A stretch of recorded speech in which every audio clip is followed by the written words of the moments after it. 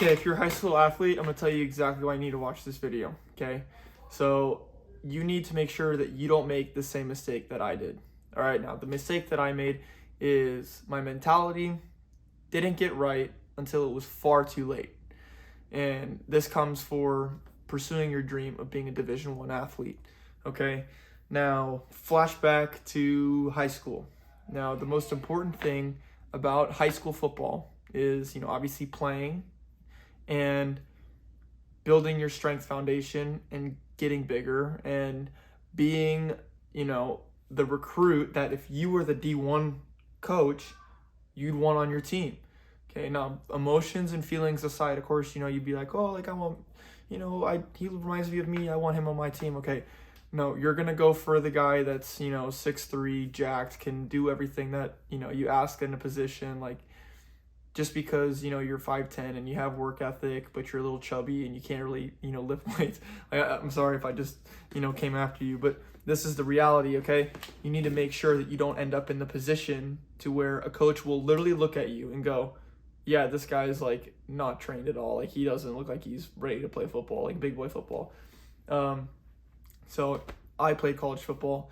Because of my mistakes, ended up going D3 my freshman year, transferred, went JUCO, and then left and walked on to Auburn University and made the team. But due to like roster size restrictions, I was cut from the team because of COVID, and COVID really screwed a lot of people over. But that's kind of like my background and like how I know, like, because I was able to get my mind right and get my body in physical shape by the time I got to Auburn. So like when they looked at me then, they were like, oh yeah, like this kid's trained, like he's like an actual athlete. Now I can show you some pictures kind of like before, when I was in high school and what I looked like, when I was at Auburn relatively. I can put those on the screen.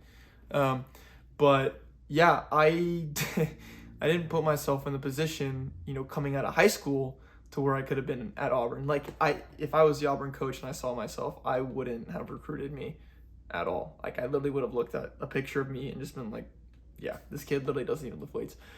So this circles back to the thing that I wish I took more seriously in high school, and that you need to make sure you take seriously in high school, okay, is your weight training and your nutrition, okay? Now, tell me if this sounds like your strength program, okay? You work out with your football team, you probably have like an offensive group that goes in and lifts in the weight room while the defense does conditioning, and then they switch, right? So there's still probably, depending on the size of your school, like maybe 40 kids in the weight room. I don't know how big your weight room is, but my weight room was not very big. We had like 9 racks, okay? So if there's like 80 players on the football team and you're split like 40-40 on defense, between 9 racks, do some quick math. That's like roughly 4 people a rack.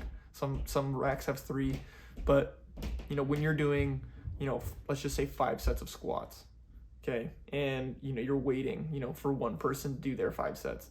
Well, obviously you'd rotate like every other set, but all of a sudden 4 people doing 5 sets of squats just took literally 30 minutes.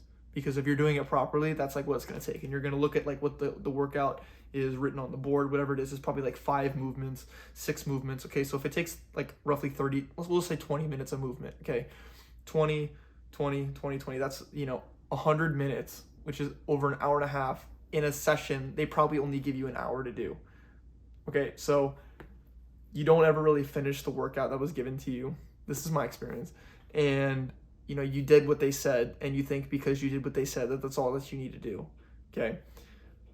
No. You can't just do what they say, because 1, you didn't even complete the workout. 2, you probably only trained legs. You probably only did squats. You probably only did your power cleans. You probably only deadlifted, your hex bar deadlifts. You might bench once a week if you're lucky, because it's like probably towards the end of your workout, because your strength coach, is obsessed with squats and, power cleans and everything. You're not really training your upper body optimally, and you're wondering like, why am I not getting bigger? You're getting a little bit bigger, but like relative to how big you could be getting if you were training like on a real like actual program built for like upper body strength as well as like lower body strength. And football, there's more emphasis on power and hip drive, and I understand that, but I'm just saying, does that mean you can't go home, do some upper body work, make sure that you get your proper sets, reps, in a workout? No, you can, of course. But my mindset was, oh, I went did an hour workout, with my school, and that's all I need to do. Like, I don't need to do anything else. I did what was asked of me. This is what's, I trust my coaches. My coaches are going to get me D1. Yeah, the same coaches that didn't even go D1, most of them didn't. 70% probably went like below D1. I probably had like 3 out of every 10 coaches were actually had been on a D1 team. That doesn't mean they played. Some of them did, but a lot of them didn't. Okay. And I'm listening to these people to try and put me in the best position possible to get me D1. Okay, let me ask you a question.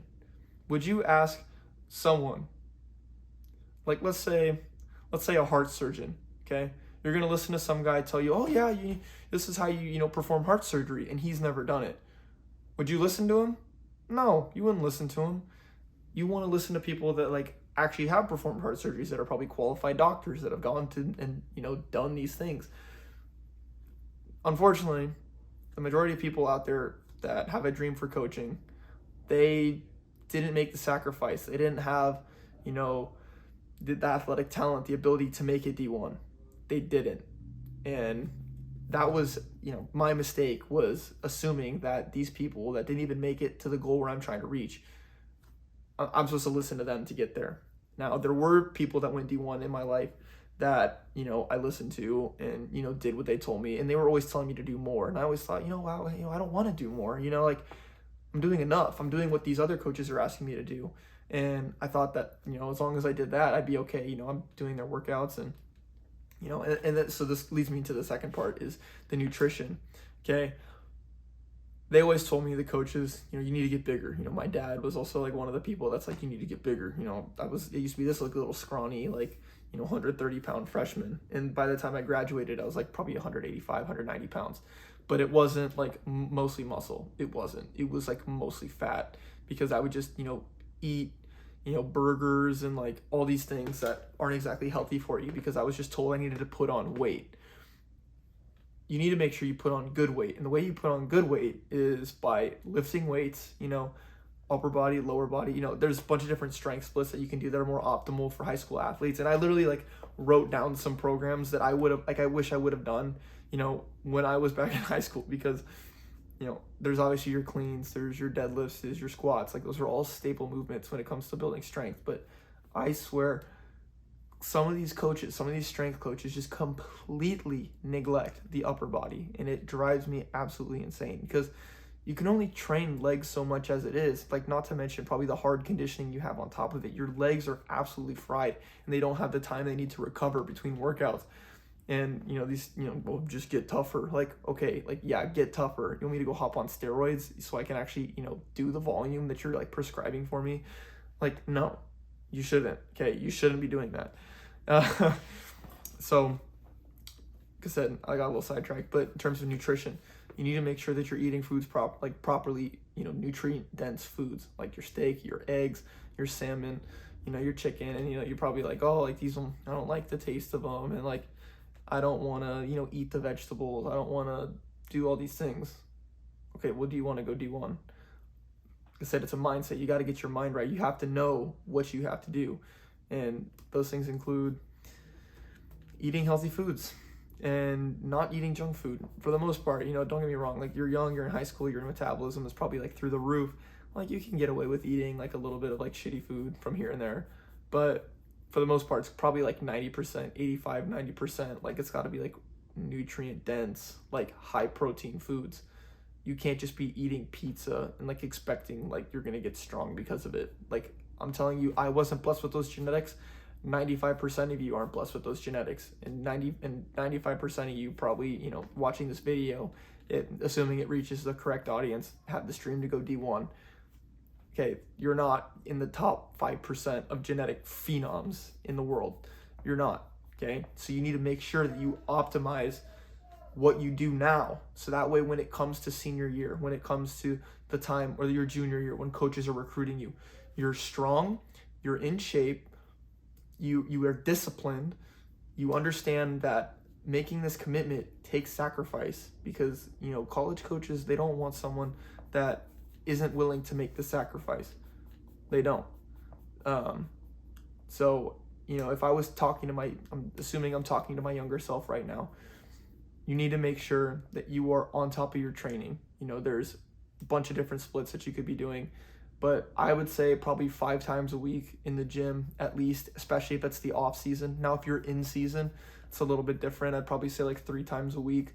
Of course, you can like adjust intensity because you're probably going to be fried from practice. And like, of course, you don't want to like hinder yourself for a game. But like once your body adapts and gets used to the fact that you're training 3 days a week, like let's just say it was like you probably train with the team on Saturday after your game. They probably have you come in on Tuesday, right?